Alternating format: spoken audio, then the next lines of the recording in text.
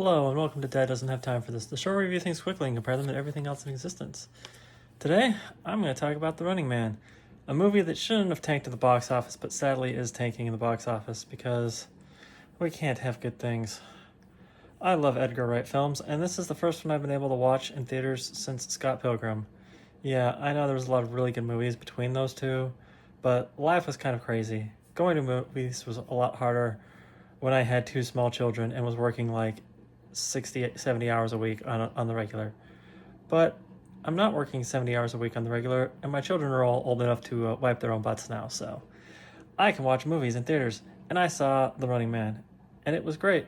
And now I'm going to let you know why The Running Man 2025 is the 152nd best movie of all time, and as a bonus, why The Running Man 87 is the 364th best movie of all time. And so, yeah, spoilers, because, yeah, I can't compare these things without a ton of spoilers. So, the main difference I'd say between the two films is the new one is Edgar Wright. It feels like you would actually expect The Running Man to be like, you're running for your life the entire time as everything and everyone is trying to kill you.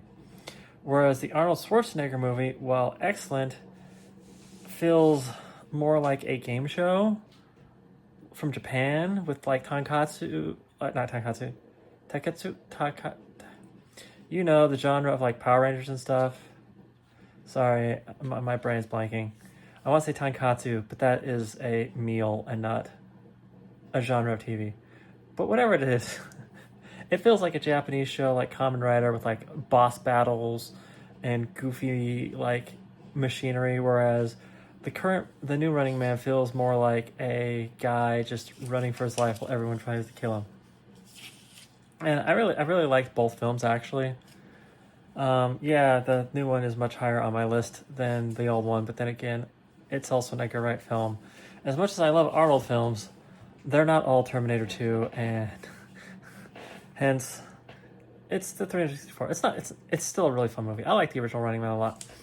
Arnold is great as always, and he just goes in there and he just kicks butt. He takes names and he's chews bubblegum and he's all out of bubblegum, and it's great. I know that They Live isn't an Arnold movie, but I like that quote, so I'm going to use it. The current one, it's a guy who's very angry about everything, and I have to say Michael Cera was a pleasant surprise. I was sad that he wasn't in the movie for longer, but it's kind of the kind of movie where things don't go well for most people in the movie, so yeah. I also really liked how it played up the fact that you can't really trust anything you see in the media. You just kind of have to assume everything is a lie. And sadly, that's kind of the world we live in, where it's hard to tell what's true and what's fiction. But if you look at like the Gulf of Tonkin incident and several other things, you never know what you're getting here. And the government's done some really shady stuff, and it would be even worse for the company and not the government. So yeah, and I really appreciate, like, I don't know, there's just something about the pacing. It's just a fun, exciting action film from start to finish. I liked it a lot. Original Running Man, same thing. Lots of like goofy boss battles, over the top 80s aesthetic. Arnold being Arnold. It's not quite the Arnold we all know and love today, but he was well on his way. Was that before or after Predator? I'd have to look at the timeline. And Dad doesn't have time for that, as you know, so I'm not going to go look at the timeline. I think Predator was a year or two after Running Man. I could be wrong. Such is life. But it was really like, I think Terminator 2 is... And then, how to express this? There was a point where Arnold reached in his career where he didn't just have to be the action guy. He could also be a comedy guy, and it worked really well too. Like Twins, Kindergarten Cop, Last Action Hero.